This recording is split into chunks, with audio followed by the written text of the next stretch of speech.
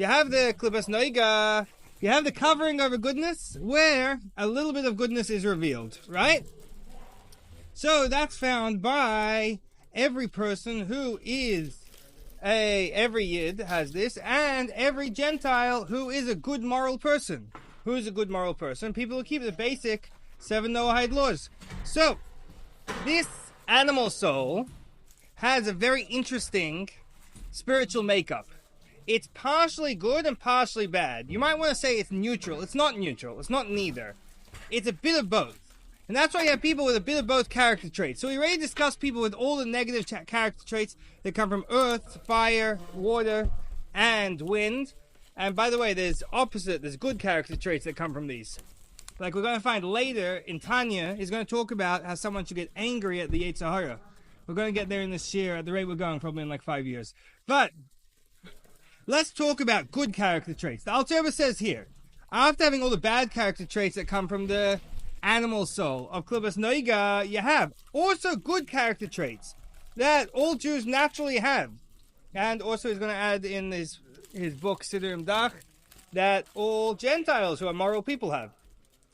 Naturally, for example, being merciful and being kind. They also come from the Nefesh Bahamas because it comes from the secret of the tree of knowledge of good and bad. Ever since Adam ate the apple, fun fact, it wasn't an apple, but anyway, since he ate the forbidden fruit, ever since then, you had everything in the world had good and bad mixed together.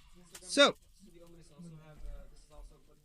yes, the Alter Rebbe writes in Siddur that Chassidim is Olam, righteous Gentiles, and also the Rapil Parachi writes in Pelech Rimmon, that they can also attain the level of having good and bad together. So, let's give an example of this kindness and goodness that come from it, and then we're going to have to discuss why it's called kindness and goodness. Let me tell you a story. I have a cousin, his name is Shaya. Now, when Shaya was a young teenager, he was learning in a Masifta. And in that Masifta, there was a lot of staff. There were rabbis, there were teachers, and there was kitchen staff and janitors. So one of the janitors was a South American guy. And every day he'd be sweeping the floor, and every day Shaya would walk past him in the morning by breakfast and say, "Good morning." And the guy would be like, "Good morning."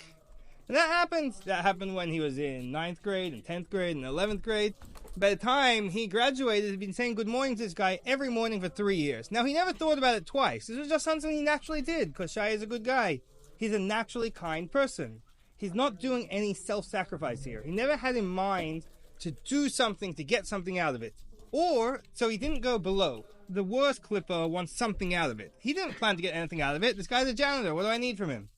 And then you have Kedusha, holiness, is when you're going above and beyond your nature. He wasn't going above and beyond and answering the call of the hour and sacrificing his wants and desires. No, he was just being himself. Just natural Shia being Shia because he's a nice guy, because he has niceness in him. Therefore, he said good morning every morning to this guy. After 3 years, when Shia graduated, this South American guy had a baby son, and he named his son Shia. So everyone thought it was very cute, it's very funny, very cute. But then, sometime later, the guys in Yeshiva found out, yeah, Ezra, you remember this? You know the story? Yeah, the guys in Yeshiva found out later something much more deep happened. That Shaya was saying good morning to this guy every morning. Now, Shaya didn't know anything about this guy. Actually, they probably couldn't communicate properly because the guy probably had a very limited English. Most likely spoke mostly Spanish. But this guy, Shaya didn't know, was very depressed. He was going through such a depressive episode that he was thinking and seriously considering doing something that's the opposite of being alive. And the only thing that kept him going every day was the fact that he got a good morning from Shaya. Every morning, his bit of sunshine, his bit of feeling of humanity is worth it, that someone cares about him, was Shaya's good morning. And that's why he's so deeply thankful that when he managed to get out of his bad place and he got on with life, and thankfully he had a son, he named him Shaya after him. Now, you should say good morning to everyone you see. So, you would think that only a great tzaddik, a righteous person, is going to go and do nice things and go above himself. No. Every person who has a nefesh from klipas noiga, they naturally just want to do what's good and nice. Let me give you another example of someone who's good and nice. There was in this yeshiva, there was a Rosh Yeshiva, a dean, a mentor, a principal, how do you say Rosh Yeshiva? Head of the academy, whose name was Reb Chaim Meir Bukitz. You guys, anyone here related to him? So, headmaster. There we go. I'd say dean is better, no? Depends which country you're in. So, Reb Chaim Meir Bukitz one time went over to a young man studying in yeshiva. Why did he go over to him? Because he saw the guy looked very sad, looked very upset, he couldn't concentrate on his studies, looked very nervous, anxious. Firstly, that's a lesson for himself. When you should notice people, how they're feeling. You should go over to them. So he goes over to this young man and he said, hey, he didn't know the guy's name, but he's like, what's going on? So he tells him, look, I recently got engaged. And he's like, wow, mazel tov, amazing. What's the problem with that? Shouldn't be looking like that when you're getting engaged. So he says, no, you don't understand. I don't know how I'm going to pay for my wedding. He's like, why are you paying for your wedding? What's with your parents? He's like, no. I'm actually a student I'm a recent Baal Tshuva. I'm not from the community. My parents aren't from the society where you pay a lot of money for weddings. They're used to kids being self-sufficient and probably getting married quite a bit earlier.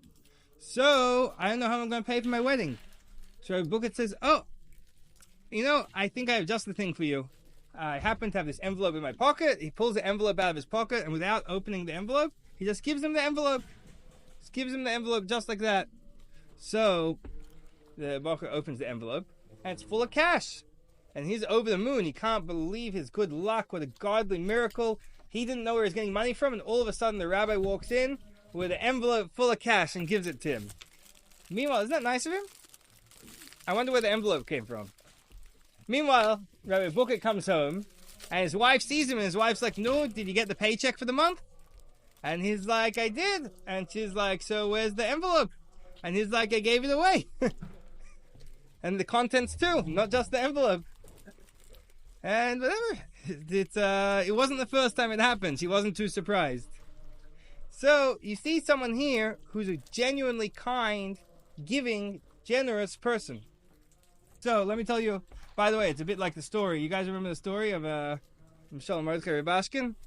That he was once in 770, and this Israeli bacher who was going around trying to get some money together to pay for his wedding. And he didn't have 2 cents to his name, and he came over to Rabbi Rebashkin. Rabbi Rebashkin was making a wedding for his own daughter. That day, he just ran into shul to quickly daven 1, 2, 3 before the wedding started. And he had in his pocket an envelope full of cash to pay. Some people you have to pay on site. The musician, sometimes the guy who sets up, the chairs. It's very complicated. When you guys get married, you'll find out. You go to 770, there's a lot of different people who have a lot of different arrangements. He had an envelope full of cash. So this bacher goes over to him and is like, excuse me, I'm getting married. Maybe you could help contribute to help me pay for my wedding expenses.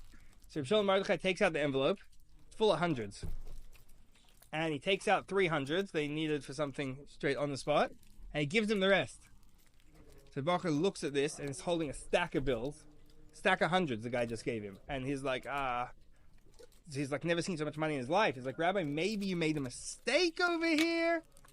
So Shalom Mordechai looks at him and is like, yeah, I did make a mistake, and gives him the other 300s or so. Unbelievable. They're a truly giving person, you understand? This isn't someone, it's not like something coming from Klippa. People who come from Klippa, a bad person, a gangster, they do nice things to get things out of it. Yeah, you look at someone like Al Capone. You guys might share, you remember the Al Capone pictures? There's a snippet I have from, I think it's a Chicago Turbine. Who's from Chicago? Ezra, what's it called? No, it's not the Turbine. That's a silly name. What's it called? Oh, don't choke. Windmill Turbine? No. It has a name. What's it called? Okay, we're going to find out what Chicago's newspaper is called soon. But there's an old famous newspaper in Chicago. Tribune? That's a silly name. Chicago Tribune. Fine. So, they had this article in there of a soup kitchen opened up in the Great Depression. You know what happened in the Great Depression? Great Depression, it's a bit like yeshiva. No, so the Great Depression was a time when lots of people were very sad. Why were they sad? Because they had no money. Why did they have no money? Because the economy crashed.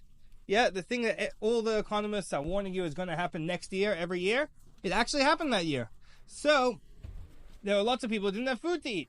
So there was a very generous man who sponsored a soup kitchen, giving out free soup, coffee, and donuts to whoever didn't have a meal. And that man's name was Alfred Capone. Now, he was also famous for being a killer, a robber, a dealer in illegal substances, which most of them are no longer illegal, which is something interesting in this country, that every day substances become more and more. Anyways, not the best thing, but anyways, that doesn't make a difference. The main thing is, he was a guy who did a lot of bad things in his life, and he's probably like a poster boy for the ultimate clipper, for impure, but he does good. Because some people do good for their own purpose, as opposed to someone who has nothing to gain out of it, nothing at all, zero to gain out of it. That's someone who's from Klippas Noiga, the shining clipper. It's clipper and good mixed together to the point that sometimes the good comes out and sometimes the clipper comes out. Let's move on to being to the next point, which is like this. That before I say the next story, I need to make a very important distinction. I don't know if you guys noticed, there's three character traits that the Jewish people are usually praised by. That there, you ever seen in the Gemara? Rachmanim, Baishanim, Goim Lechasadim. They're merciful, they're bashful, which bashful means demure in English, edel in Yiddish. And they do kindness. Here the Alter Rebbe only said merciful and do kindness. Why didn't he say they're bashful? Why didn't he say they're quiet, stuck to themselves, demure, edler people? The reason is because that one's not natural. Here the Alter Rebbe is only speaking about what's natural. That different people from different cultures and different genetics have different natural tendencies, and the Jewish people, thank God, have such nice natural tendencies that they have kindness and mercifulness. But being bashful, being quiet-going, being an easygoing guy is not natural. Jewish people are naturally pretty feisty. They can make you, you don't want to get into a fight with them. The only reason that got included in the phrase in the Talmud that Jewish people are bashful or demure is because of the Torah. That after Hashem gave the Jewish people the Torah, mateshes koicham shel Yisrael, it weakened their strength. Now, what does it mean, weaken the strength? I thought Torah is supposed to give you strength. It's obviously good strength and bad strength. Some people have very bad strength. You want to fight me? I was once in yeshiva with this guy who his father made a very bad decision in education. That when he was a kid, I might get canceled for this, but I genuinely think it's not a good idea. When he was a kid in school, some kids were bullying him. So, first, I don't wish that on anyone, but I highly advise any fathers out there who are listening, if your son gets bullied, to teach him how to be self-confident and teach him how to stand up for himself in an emotional way and trust in himself and believe in himself so much that the bully's words don't have any effect on him and they'll all just disappear. This father decided to take a bit of a different approach and went and took his son to karate lessons. So then the kid, actually was pretty good at karate, and he was a big guy. So when I was in yeshiva with him, when he was already, I think 17, 18 years old, he was an adult already, and still, anytime someone bumped into him by mistake in the hallway, his first response was, I'll beat you up. I'm black belt in karate. So that's a feisty guy. So that's a negative type of strength. That strength the Torah takes away, as opposed to a godly strength, like a self-confidence, the belief that you can stand up for yourself, that the Torah would give you. But this is a very important lesson, because even though the Jewish people in general got the Torah, and that took away all these bad anger and bad strength, feistiness, maybe we should ask ourselves, if any of us sometimes struggle with that, we want to start up with someone, we want to get into a fight, we want to be like, hey, don't start with me. My father is bigger than your father. Yeah? Hillel told me that his father is so strong that he dug the pit for the Black Sea. You should know, my father's so strong, the Dead Sea, he killed it. So, if someone has that type of issue, then maybe you need to bring more Torah into your life. Maybe that'll weaken the bad strength, the strength of Nefesh Bahamis. Fine, last story. You ready for this story? It's going to sound like a weird story, and then I'm going to give my theoretical explanation to it. You ready? The Frierdiker Rebbe was a little kid, and he was sitting outside on a hot summer day, and his grandmother gave him a special treat, a piece of watermelon. Delicious piece of watermelon. Wouldn't mind myself some of that on a hot day. Then his friend came over, and his friend wanted to smooch some of his watermelon off him. The word's mooch. Smooch is a very different word. His friend wanted to mooch some of his watermelon off him, and he's like, hey, can I get some watermelons? So the Frierdiker Rebbe did something very nice.